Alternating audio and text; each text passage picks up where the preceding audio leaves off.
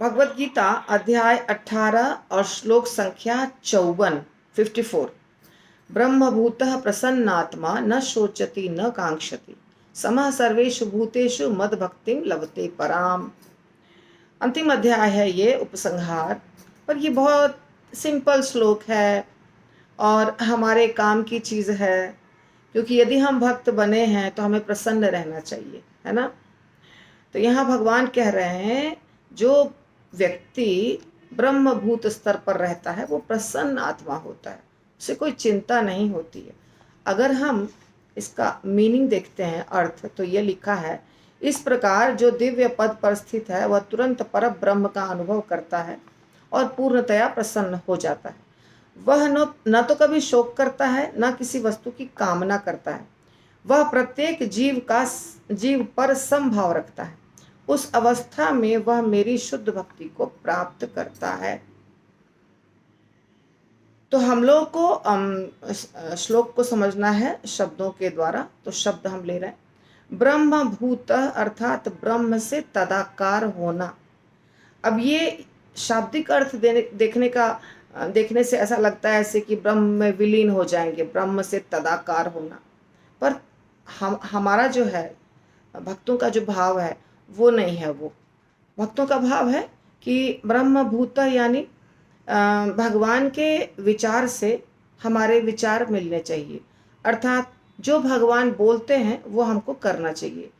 भगवान के हमको दास बनना चाहिए, भगवान के बताए हुए रास्ते पर चलना चाहिए, ऐसा हमें करना है। तो ब्रह्म भूत यानी हमें ये सोचना है कि भगवान और भगवान के जो भक्त होते हैं उनके प्रसन्नता के लिए कार्य करना। बस ये जब हम करेंगे तो हम अब ब्रह्मभूत के स्तर पे पहुंच जाएंगे।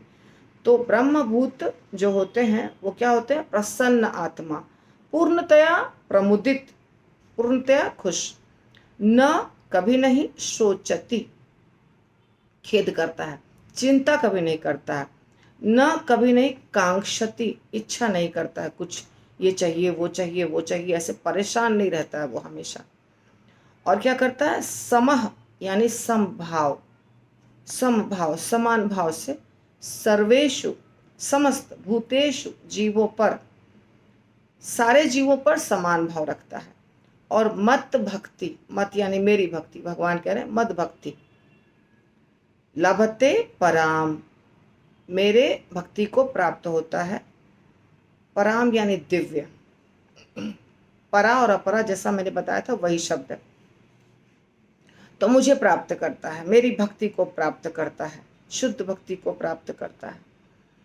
तो ये श्लोक के पहले जितने श्लोक हो गए उसके अनुसार अगला श्लोक होता है।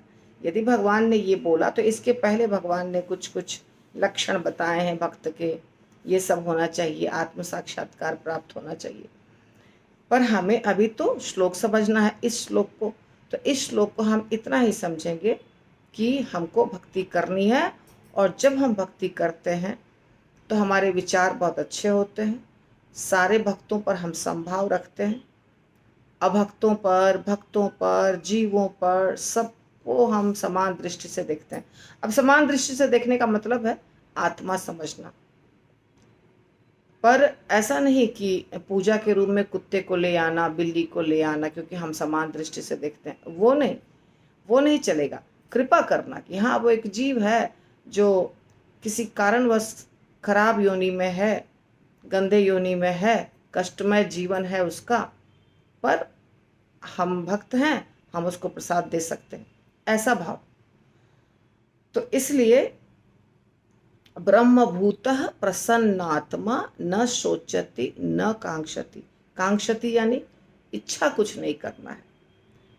जब भक्ति में व्यक्ति आगे बढ़ जाता है बहुत ज़्यादा, तब उसकी धीरे धीरे भौतिक इच्छाएं अपने आप समाप्त हो जाती हैं।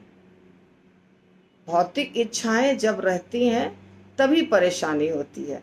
अभी आज हम भागवतम पढ़ेंगे ना, उसमें भी मिलता जुलता चल रहा है। तो भौतिक इच्छाएं परेशानी की जड़ है, सारी परेशानी होती है भौतिक इच्छाओं के कारण।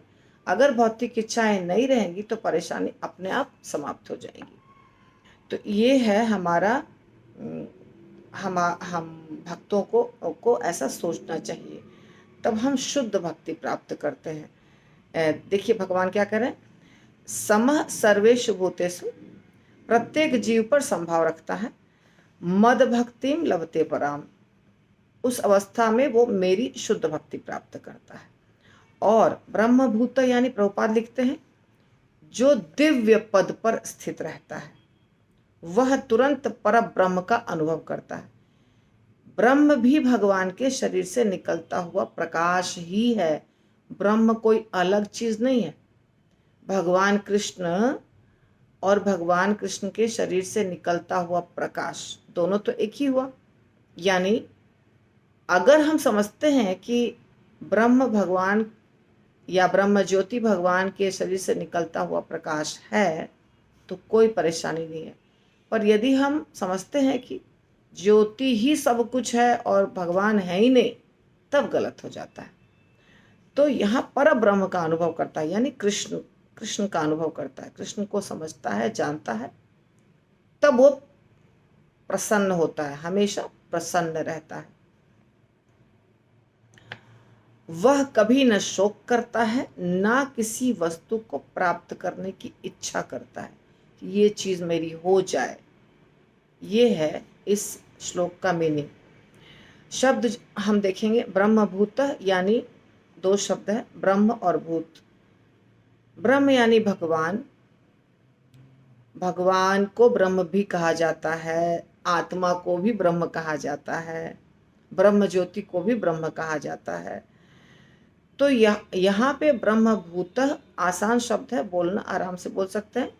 प्रसन्न आत्मा भी आसान है। शोचति, ठीक है, ये भी इजी है। कांक्षति थोड़ा सा डिफिकल्ट होगा बोलने में, कांक्षति थोड़ा सा डिफिकल्ट है, ज्यादा नहीं।